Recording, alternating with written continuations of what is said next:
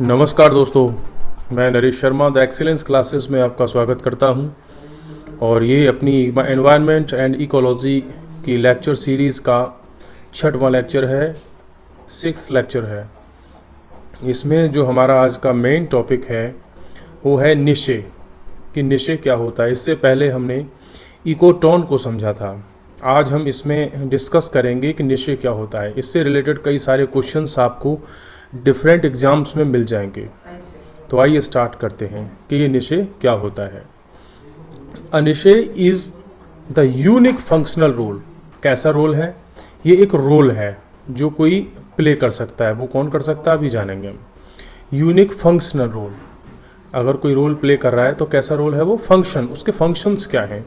या प्लेस, वो प्लेस भी हो सकता है उसका। उस रोल को कोई फंक्शन के रूप में भी प्ले कर सकता है या एक प्लेस के रूप में भी उस रोल को क्या किया जा सकता है? प्ले किया जा सकता है। वो कैसे? Place of species in an ecosystem.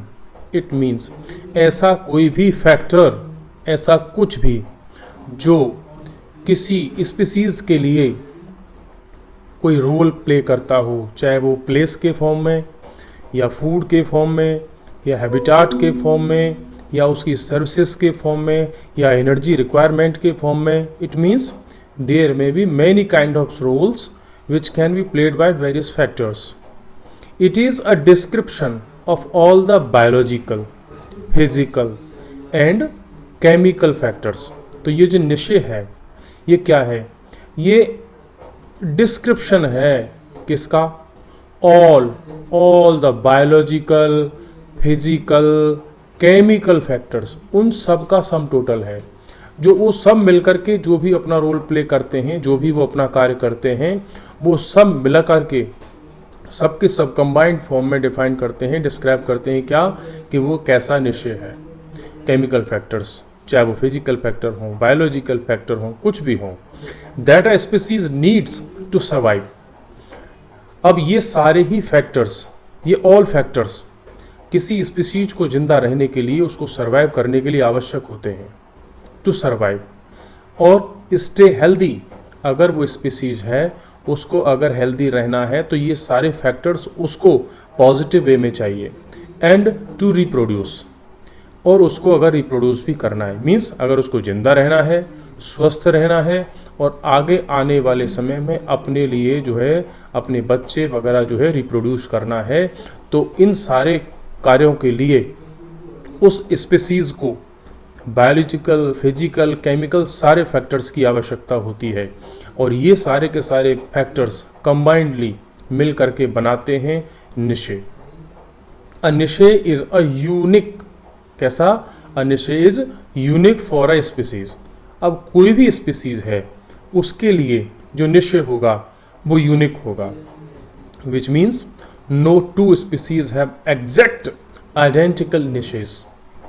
Means कोई भी दो प्रकार की जो स्पीसीज हैं उनके लिए जो निशे होंगे वो एग्जैक्टली सेम नहीं होंगे, एग्जैक्टली आइडेंटिकल नहीं होंगे, उनमें कुछ ना कुछ क्या होगा? डिफरेंस होगा। फॉर एग्जाम्पल हम अगर बात करें डेजर्ट रीजन की, तो डेजर्ट रीजन में जो पेड़ मिलेंगे, जो प्लांट्स मिलेंगे वो कटीले मिलेंगे। वहाँ पर जो एनिमल्स मिलेंगे वो ऐसे मिलेंगे जो पानी की कमी के कारण भी अपने आप को सर्वाइव कर सकें। जैसे कैमल, ऊँट होता है, वो अपने आप को सर्वाइव कर सकता है अगर उसको कई दिन तक, हफ्तों तक पानी ना भी मिले तब भी। अच्छा, उधर दूसरी तरफ हम बात करते हैं कि क्रोकोडाइल की। क्रोकोडाइल भी कई प्रकार के होते हैं। अब उनको कुछ ऐसे होते हैं जो खारे पानी में रहते हैं, मैरीन वाटर में रहते हैं, सैलाइन वाटर में रहते हैं, कुछ फ्रेश वाटर वाले होते हैं। अगर हम ये कहें कि कैमल को, ऊँट को ओशियन के किनारे ज़िंदा रख दें तो जो डेजर्ट में रहने वाले ऊँट हैं वो वहाँ पे सर्वाइव नहीं कर पाएंगे। अब मैं बात करूँ साइबेरियन क्रेन की, जो साइबेरिया की बहुत ही ठंड वाले क्षेत्र में पाए जाते हैं, उनको अगर हम राजस्थान में ज़िंदा रखना चाहें तो वो नहीं रह सकते। दूसरा, जो पेड़ या एनिमल्स, जो प्लांट्स एंड एनिमल्स हमें लद्दाख में मिलेंगे, वो अपने लिए कुछ ऐसा टेम्परेचर, वहाँ की जो इकोलॉजी है वो सब उसके लिए डिफरेंट टाइप का होगा। और वो प्लांट्स और वो एनिमल्स आ करके उनको अगर उत्तर प्रदेश में हम जिंदा रखना चाहें तो वो नहीं रह सकते। अमेज़न के जंगलों में जो जीव जंतु मिलेंगे, जो प्लांट्स मिलेंगे, उनको हम अपने यहाँ उत्तर प्रदेश में यहाँ या राजस्थान में ज़िंदा नहीं रख सकते। या जो हमारे यहाँ लद्दाख में पाए जाने वाले जो जीव हैं उनको हम अमेज़न के जंगलों में ज़िंदा नहीं रख सकते। Niche plays an important role in conservation of organisms. तो जो स्पीसीज़ हैं उनको अगर सर्वाइव करना है, उनका कंजर्वेशन करना है, उनको ज़िंदा रखना है, तो इसके लिए जो सबसे इम्पॉर्टेंट रोल प्ले करता है वो होता है निशे। कि सपोज करो कि अगर जो पिकॉक हैं उनको ज़िंदा रखना है तो पिकॉक के लिए जो सर्वाइवल कंडीशंस होंगी वही उनके लिए आवश्यक होंगी। ऐसा नहीं हो सकता कि पीकॉक अगर इस क्षेत्र में पाया जाता है किसी एक्स नामक क्षेत्र में और वहाँ की टर्म्स कंडीशंस, वहाँ के टेम्परेचर कुछ अलग है और उसको अचानक से ले जा कर के -50 डिग्री में अगर रख दें तो वो पीकॉक जिंदा नहीं रह पाएगा। यही सारी कंडीशंस मिलकर के डिफाइन करती हैं किसको, निशेस को। If we have to conserve species in its native habitat, अगर किसी स्पीसीज को हम उसी के क्षेत्र में कंजर्व करना चाहते हैं, उसकी रक्षा करना चाहते हैं, we should have knowledge about the niche requirements of the species and should ensure that all requirements of its niche are fulfilled। अगर उस जीव को, उस जंतु को हम उस क्षेत्र में जिंदा रखना चाहते हैं तो हमें ये मालूम होना चाहिए कि वो प्लांट, वो एनिमल क्या चाहता है, उसके रिक्वायरमेंट्स क्या हैं। सपोज करो कि जो एशियाटिक लॉयंस हैं वो केवल इंडिया में ही पाए जाते हैं, वो शेर और कहीं नहीं मिलते, और वो भी इंडिया में कहाँ मिलते हैं, गिरी के फॉरेस्ट में, गुजरात में। अब उन गुजरात के उन शेरों को अगर आप चाहें कि बंगाल में जो है जो मैंग्रोव फॉरेस्ट है वहाँ पर उनको अगर आप ज़िंदा रखना चाहें तो वो वहाँ पर नहीं रह पाएंगे। वहीं दूसरी तरफ मैंग्रोव के फॉरेस्ट में रहने वाले बंगाल टाइगर को अगर आप जम्मू कश्मीर में ले जा कर के शिफ्ट करेंगे तो वो जीवित नहीं रह पाएगा। दैट इज़ द निचे रिक्वायरमेंट्स। तो एवरी स्पीसीज़, कोई भी स्पीसीज हो, उसके लिए अपने रहने के लिए कुछ कंडीशंस की आवश्यकता होती है, वो उसको मिलनी ही चाहिए। अगर उसको रिक्वायरमेंट वो पूरी नहीं होगी तो वो स्पीसीज़ क्या हो जाएगी, ख़त्म हो जाएगी। जैसे कि इंडोनेशिया साइड में एक डोडो नाम का पक्षी होता था जो कि पूरी तरह से इस समय समाप्त हो चुका है क्योंकि उसको उसकी कंडीशंस नहीं मिली। इससे पहले कभी डायनासोर हुआ करते थे जुरासिक जो है काल में, तो उनको उनके लिए फूड नहीं मिला, जो है कंडीशंस उनको सर्वाइवल नहीं मिली, तो डायनासोर्स जो है हमेशा के लिए ख़त्म हो गए।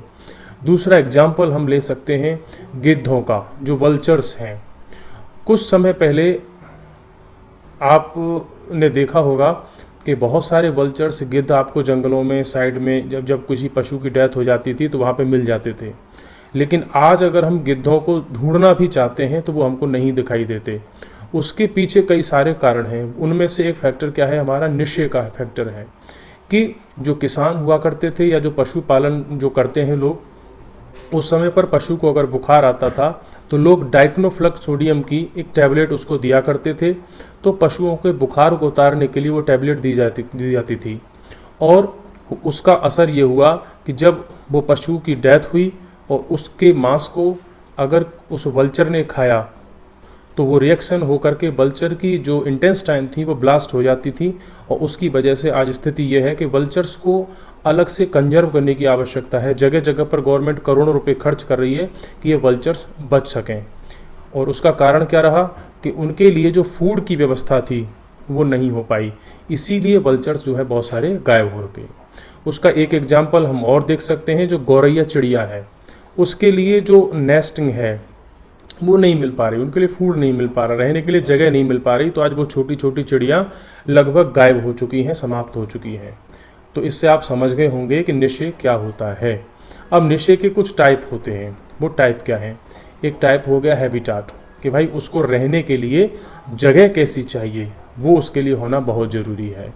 कि चिड़िया के लिए ऐसा तो नहीं है कि भाई वो पानी में रह लेगी या फिश है वो आकर के लैंड पे रह लेगी, नहीं, उसका जो हैबिटाट है वो होना चाहिए। नेक्स्ट है उसका फूड निशे, जो फूड उस जीव को, उस प्लांट को चाहिए वो उसको मिलना चाहिए, वो तभी जिंदा रह पाएगा। नेक्स्ट है रिप्रोडक्टिव निशे। अब केवल फूड से और हैबिटाट से काम नहीं चलेगा।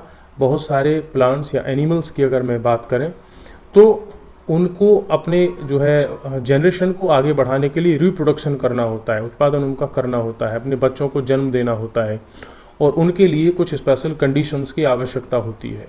वो तभी अपना कार्य से जो है कर पाते हैं, तभी वो रिप्रोड्यूस कर पाते हैं। जैसे कि ओलिव टर्टल रिडले, ठीक है, ये कछुआ है जो कि उड़ीसा के तटों पर आकर के एक विशेष समय पर आकर के अपनी जो है नेस्टिंग करते हैं, अंडे देते हैं और उन बच्चों को जो है वहाँ पर पालते हैं। तो ये भी उनके लिए रिक्वायरमेंट मौजूद। नेक्स्ट है आपका फिजिकल एंड केमिकल निशे।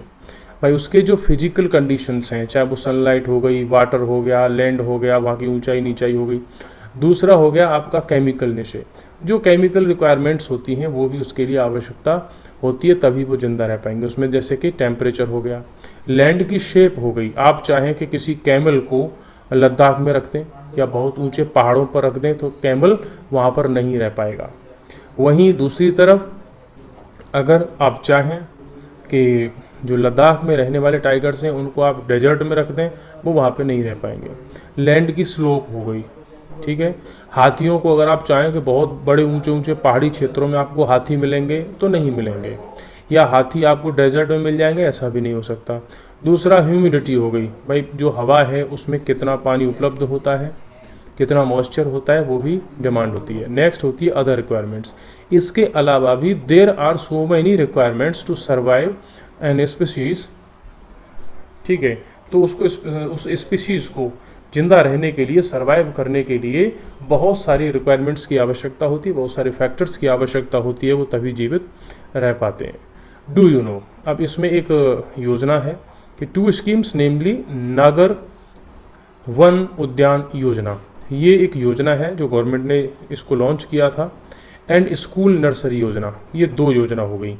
ये पहली वाली जो योजना है इसका उद्देश्य है कि भारत में जितने भी शहर हैं उन सभी शहरों के आसपास के क्षेत्र में एक वन, एक फॉरेस्ट जो है क्रिएट किया जाएगा। ईच सिटी, हर एक शहर के पास, और उसका जो मिनिमम एरिया कितना होगा, 25 हेक्टेयर होगा एवरी सिटी के आसपास। ये मिनिमम होगा, इससे ज़्यादा भी हो सकता है। तो आप जान सकते हैं कि नगर वन उद्यान योजना क्या है कि एवरी सिटी के पास उस सिटी का अपना खुद का एक जंगल होगा जो कि वहाँ के एनवायरनमेंट आदि के लिए ज़रूरी होता है। दूसरा हो गया स्कूल नर्सरी योजना। जितने भी स्कूल्स होंगे उन स्कूल्स में बच्चों से पेड़ों की जो रोपाई करवाना, प्लांटेशन करवाना, या वहाँ पर छोटे मोटे कुछ ऐसे काम करवाना जिससे कि बच्चे, छोटे छोटे बच्चे ये सीखें कि कैसे प्लांट्स की केयर करते हैं, प्लांट्स कैसे उगते हैं, उनको कैसे जो है आगे बढ़ाया जा सकता है और प्लांट्स का क्या रोल होता है। तो नेचर से बच्चे जुड़ेंगे, और जब बच्चे बचपन से ही नेचर को समझेंगे, प्रकृति को समझेंगे, तो बड़े होने पर वो इस नेचर की, इस प्रकृति की रक्षा भी करेंगे, ठीक है। सिटी फॉरेस्ट का ये आपका हो गया जो नगर वन उद्यान योजना के तहत, और जो स्कूल नर्सरी वाला है उसमें बच्चों को पेड़ पौधों के बारे में प्रैक्टिकली समझाया जाएगा कि कैसे ये हो सकता है। द ऑब्जेक्टिव ऑफ द योजना is to create 200 city forest in the country. तो जो नगर वन उद्यान योजना है उसका उद्देश्य है कि भाई कम से कम 200 जंगल जो है क्रिएट किए जाएँ पूरे देश में और प्रत्येक शहर के आसपास, ठीक है। स्कूल नर्सरी योजना aims to build a lasting bond of students with nature. बच्चों का प्रकृति के साथ, फॉरेस्ट के साथ एक ऐसा बॉन्ड उन बच्चों के माइंड में जो है भरना कि बच्चे पेड़ों से, प्रकृति से प्यार करें और उसकी रक्षा करें, उसको एक्सप्लॉइट ना करें, उसको डिस्ट्रॉय ना करें। आज के लेक्चर में हमने समझा कि नशे क्या होता है, इसके टाइप्स को हमने समझा, ये है क्या, इसकी रिक्वायरमेंट क्या है और ये क्या रोल प्ले करता है, इन सबको हमने जाना आज के लेक्चर में। ये 6th लेक्चर था। नेक्स्ट लेक्चर में फिर एक नए टॉपिक के साथ हम मिलेंगे, और बाकी आप सब जानते हैं कि ये जो लेक्चर सीरीज़ है वो कंटिन्यूस फॉर्म में चल रही है। इसके लिए जो रेफरेंस बुक है वो शंकर IAS की एनवायरनमेंट बुक है, 6th एडिशन चल रहा है। कुछ ही दिन में इसके जो अपडेटेड चीज़ें हैं वो भी इसमें आपको शामिल हो जाएंगी। और ज़्यादा से ज़्यादा लाइक करें, शेयर करें और चैनल को सब्सक्राइब करें, और आप अपने सजेशंस ज़रूर देते रहिए जिससे कि हम अपने लेक्चर्स को, क्वालिटी को और बेहतर कर पाएँ। तब तक के लिए धन्यवाद। Thank you, bye bye, take care.